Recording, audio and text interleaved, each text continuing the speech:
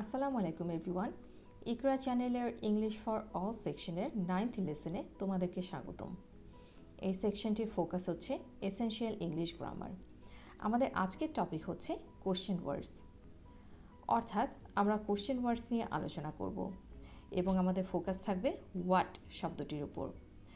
আমাদের আজকের লেসনটি এই আলোচনার পার্ট 3 বা তৃতীয় অংশ। ইংলিশ ইনস্ট্রাক্টর হিসেবে আমি মিস মোহসেনা সুলতানা তোমাদের সাথে আছি। তাহলে চলো আজকের লেসনটি শুরু করা যাক। What something for question mark.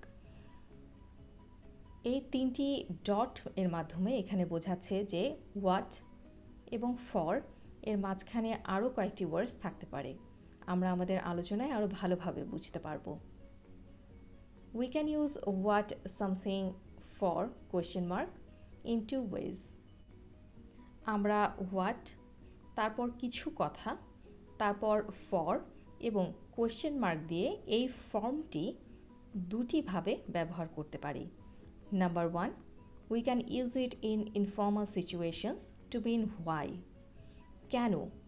এই প্রশ্নটি বোঝানোর জন্য ইনফর্মাল সিচুয়েশনসে এই ফর্মটি ব্যবহার করতে পারি। যেমন what did you phone have for?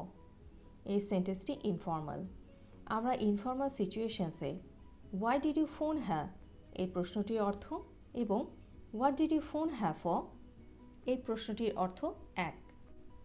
Number 2, we can also use what something for question mark to ask about the purpose of something, অর্থাৎ কোনো কিছুর উদ্দেশ্য জিজ্ঞেস করার জন্য আমরা এই ফর্মটি ব্যবহার করতে পারি। যেমন পার্সন এ জিজ্ঞেস করছে হোয়াটস দ্যাট স্ক্রু ফর? এই স্ক্রুটি কিসের জন্য? এই প্রশ্নটির অর্থ what is the purpose of that screw, অর্থাৎ এই স্ক্রুটির কাজ বা উদ্দেশ্য কি? পার্সন বি উত্তর দিচ্ছে is the bottom screw of the door, এটি দরজার সবচেয়ে নিচের screw. That's all for today. আজকের লেসনটি এই পর্যন্তই। তোমাদের যদি আজকের লেসনটি নিয়ে কোনো প্রশ্ন থাকে তাহলে নিচে কমেন্ট সেকশনে লিখে দেবে। ইনশাআল্লাহ আমি তোমাদের প্রশ্নের উত্তর দিয়ে দেব। তোমরা সবাই ভালো থাকবে। আল্লাহ হাফেজ।